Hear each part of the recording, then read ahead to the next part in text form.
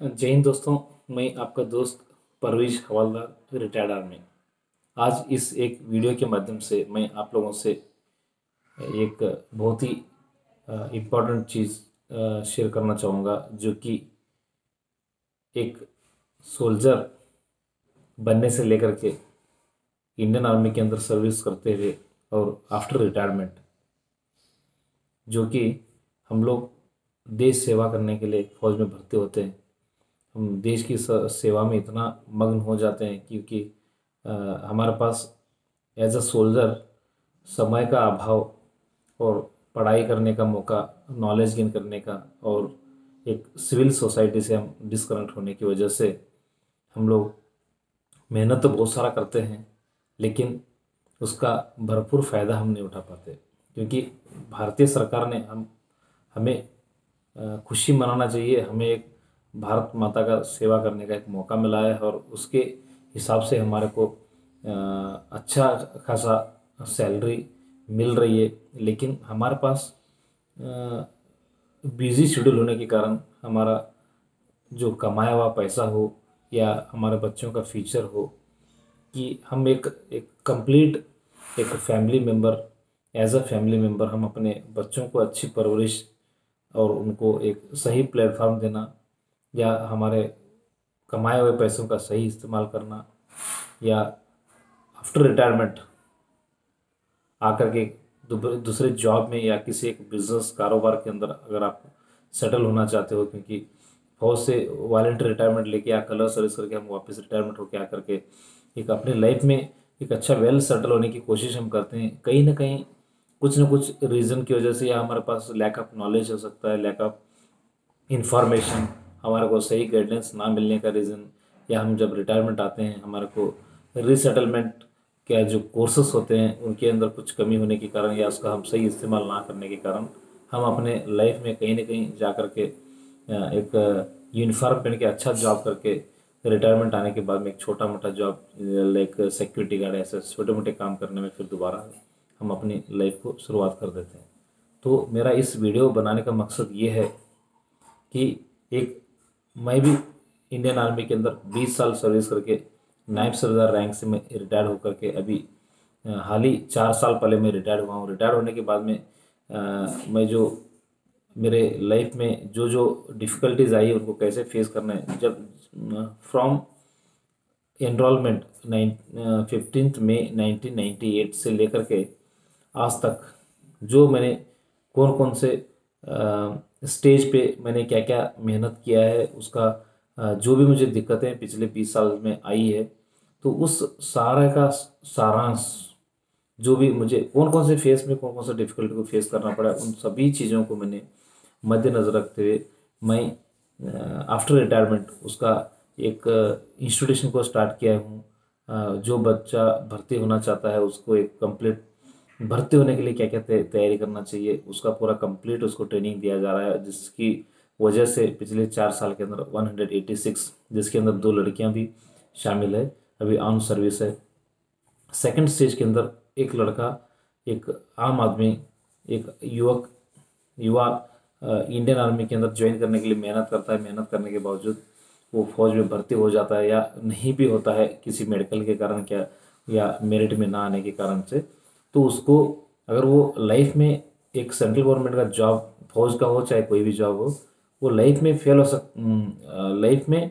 वो एग्जामिनेशन में फेल हो सकता है। लेकिन इंसान एग्जामिनेशन में या जॉब लेने में फेल हो जाए चल जाएगा, लेकिन उसको अपने ज़िंदगी में, अपने लाइफ में फेल नहीं होना चाहिए। उस तरह का ट्रेनिंग हम यहाँ पे प्रोवाइड कर रहे हैं। इसके साथ में जब इंडियन आर्मी में ज्वाइन हो जाता है, होने के बाद में लेकर के वहाँ पे 2 रूट निकल जाते हैं, एक मिलिट्री एजुकेशन और एक सिविल एजुकेशन। और मेरे तजुर्बे के हिसाब से पिछले 20 साल के अंदर मैंने डिफेंस के अंदर, आर्मी के अंदर ग्रो होने के लिए क्या क्या अपॉर्चुनिटीज़ है, या आपको आर्मी के अलावा आफ्टर रिटायरमेंट आकर के सिविल लाइफ में आपको लाइफ में सक्सेसफुल होना है, तो उसके लिए क्या क्या तैयारी करना चाहिए, या उसका एक इनकम सोर्स स्टार्ट हो जाता है, सैलरी आना शुरू हो जाता है, उसका सही इस्तेमाल कैसे करना है, फाइनेंशियली, जिसको हम फाइनेंशियल एजुकेशन बोलते हैं। तो इस तरह के एक सोल्जर को 20 साल सर्विस ख़त्म करने से पहले अपनी लाइफ को किस तरह से उसने सिस्टमेटिकली प्लान करके अपने पैसों का मैनेजमेंट हो, अपने बच्चों का एजुकेशन हो, या उसका रिटायरमेंट एज हो, या उसका घर बनाने का प्लान हो, उसको प्लॉट खरीदना हो, घर घर बनाना हो, या उसको घर बना करके रेंटेड इनकम हासिल करना हो, इस तरह से जो भी उसको नॉलेज की ज़रूरत है, उसको इन्फॉर्मेशन की ज़रूरत है, उसको मदद करने की ज़रूरत है, वो मैं इस एक वीडियो के ज़रिए आने वाले टाइम में मैं वीडियो बना करके मेरे पास जो भी नॉलेज, मैं ये नहीं कह रहा हूँ कि मैं बहुत एक्सपर्ट हूँ या मेरे पास बहुत सारा नॉलेज है, जो भी मैंने पिछले 20 साल के तजुर्बे में और आफ्टर रिटायरमेंट आने के बाद में 4 साल के अंदर जो जो जिन जिन चीज़ों के अंदर मैंने अपने आप को इन्वॉल्व किया है, जिसका बहुत ही अच्छा रिजल्ट आया है, चाहे वो ट्रेनिंग एकेडमी के रिगार्डिंग हो, पर्सनालिटी के रिलेटेड हो, सेमिनार करने के रिलेटेड हो, ट्रेनिंग देने के रिलेटेड हो, या रियल एस्टेट के रिलेटेड हो, तो मेरे पास जो कुछ भी जानकारी है मैं आप लोगों के साथ शेयर करता रहूँगा। और मुझे इस वीडियो बनाने का मकसद ये है कि इसमें 3 पार्ट है। एक जॉब लगने से पहले का एक लाइफ है, एक सोल्जर बनने से पहले क्या क्या तैयारी की जाती है, उसके रिलेटेड में आपको वीडियोस वगैरह आते रहेंगे। Second thing, after joining the Indian army, selection होने से बाद से लेकर के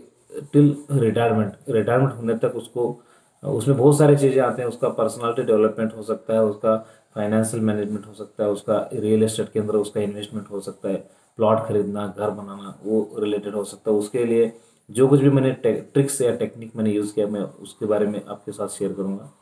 थर्ड स्टेज में आफ्टर रिटायरमेंट, बिफोर रिटायरमेंट, आप जॉब छोड़ के आने से पहले, जॉब छोड़कर आने से पहले आप किस तरह से तैयारी करना है नेक्स्ट दूसरे जॉब के लिए, या कोई आपने कारोबार करना है, बिजनेस करना है, छोटा स्मॉल स्केल इंडस्ट्री डालना है, उसके बारे में, प्लस आपका रिटायरमेंट फंड, जो भी आपका पैसा मिलता है आफ्टर रिटायरमेंट, उसका सही इस्तेमाल कहाँ किया जाए, कहाँ पे रिस्क है, कहाँ पे रिस्क नहीं है, रिस्क फैक्टर क्या होता है, कहाँ पे आपका रिटर्न्स अच्छे मिलेंगे, कहाँ पे ज़्यादा रिस्क है, कौन सा कंपनी डूबने वाला है, हमें पैसा इन्वेस्टमेंट रियल एस्टेट में करना चाहिए, म्यूचुअल फंड में डालना चाहिए, या आपको बैंक में एफडी रखना चाहिए, एमआईएस में रखना चाहिए, ये सारी चीज़ों को आफ्टर रिटायरमेंट जो भी आपका दिक्कतें होंगी, जो भी आपके पास कन्फ्यूजन होगा, मैं उस कन्फ्यूजन को दूर करने की कोशिश करूँगा। तो ये एक आपका वीडियो फीडबैक वीडियो है कि इस चीज़ की ज़रूरत है या नहीं। मतलब मैं ये नहीं कह रहा हूँ कि ये सिर्फ मैं मेन बीइंग अ सोल्जर में मेन फोकस सोल्जर के लिए कर रहा हूँ, ये सिर्फ सोल्जर के लिए लागू नहीं है, ये हर किसी एक आम आदमी के लिए जो एक नौकरी कर रहा है, छोटी मोटी जॉब कर रहा है, थोड़ा बहुत इनकम कर रहा है, एक एवरेज सैलरी हासिल कर रहा है। क्या रीज़न है कि हम इतना मेहनत करने के बावजूद भी हमें फाइनेंशियल फ्रीडम नहीं मिलता है, या हम अपने लाइफ में कहीं ना कहीं किसी न किसी कमी के कारण हम खुश नहीं रहते। क्योंकि सबसे ज़्यादा मेहनत हम लोग मिडिल क्लास के लोग करते हैं, लेकिन हमेशा हम किसी न किसी तकलीफ के अंदर रहते हैं। इन सारे तकलीफ को दूर करने की मैं एक छोटी सी कोशिश कर रहा हूँ। इसका नाम दिया जा रहा है कड़वा सच। कड़वा सच यानी कि लोगों को हम बहुत सारे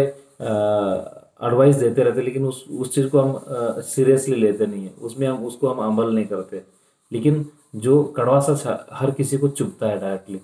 अगर मैं बोलता हूँ कि कोई बंदा रिटायरमेंट होकर आता है, डायरेक्टली जाके सिक्योरिटी गार्ड जॉब करता है, तो उसको अच्छा नहीं लगता। लेकिन फिर भी उसकी अपने अपने हिसाब से अपना अपना सोच अलग अलग है। मैं अपने सोच के हिसाब से मैं आप लोगों से एक फीडबैक, एज ए फीडबैक मैं आप लोगों से एक फीडबैक लेना चाहूँगा। क्या इस एक मेरा ये जो मकसद से मैं एक वीडियो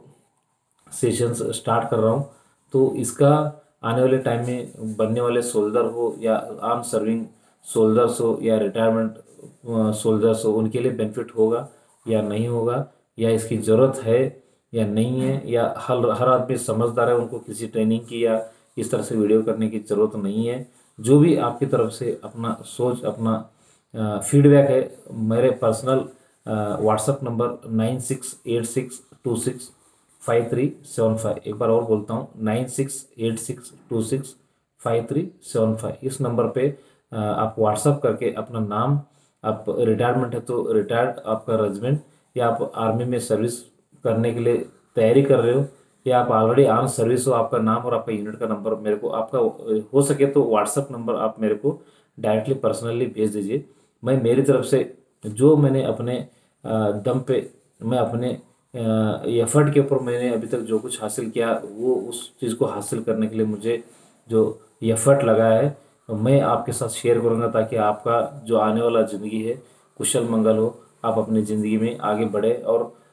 इसी तरह अगर आप आगे बढ़ेंगे तो आप और 4 लोगों की, मैं जैसे आपको मदद करने की कोशिश कर रहा हूँ, इसी तरह से आप लोग भी